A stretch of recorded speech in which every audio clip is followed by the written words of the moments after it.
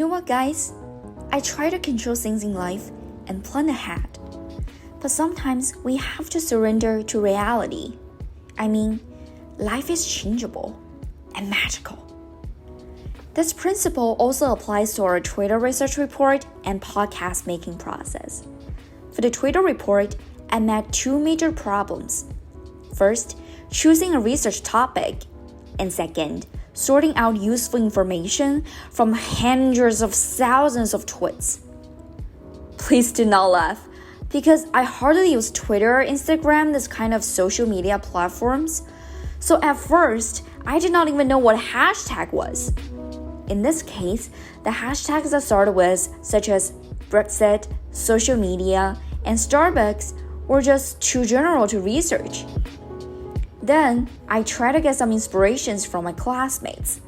Well, Karen gone wild, empty the pews, right? And abortion. Okay. These topics sounded interesting and specific. But should I really choose a topic I had never heard of? And would Chinese or other international listeners understand what I was talking about? I scrolled through the screen while thinking about these questions. Oh, wait. Mask off. A topic related to COVID-19 impacts the world as a whole. And since I'm a Chinese, I probably can bring some Chinese perspectives to this COVID-related topic and compare Chinese and English-speaking citizens' different attitudes. Sounds like a wonderful plan, right? But things do not always function as we want. See, the second problem just came to me.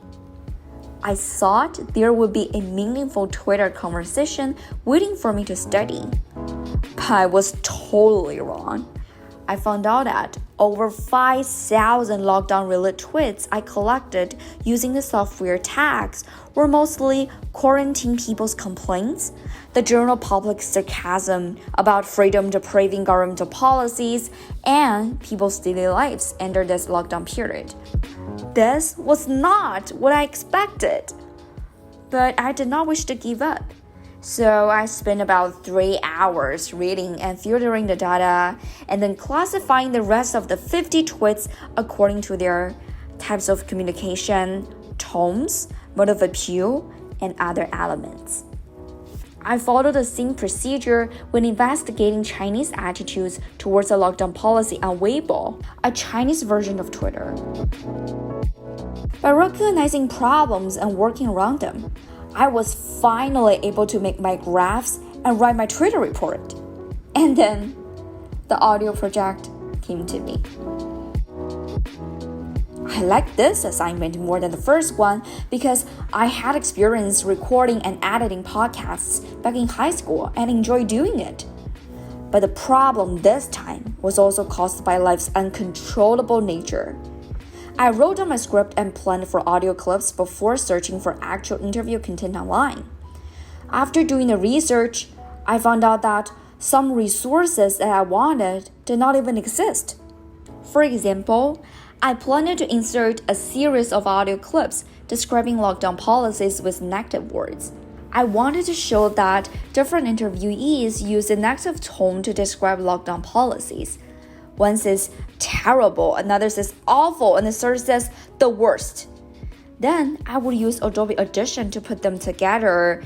So if you listen to my podcast, you will hear something like terrible, awful, the worst, I don't like it.